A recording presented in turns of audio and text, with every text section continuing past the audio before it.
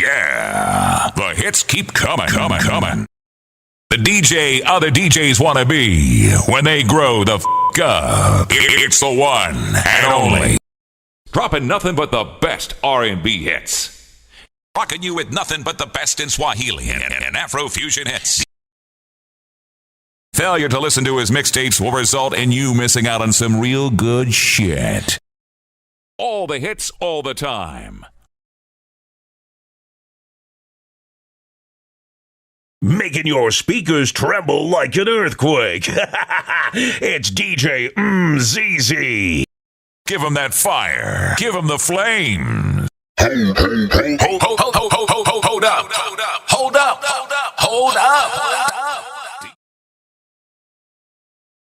Listen, feel, meditate, lose yourself.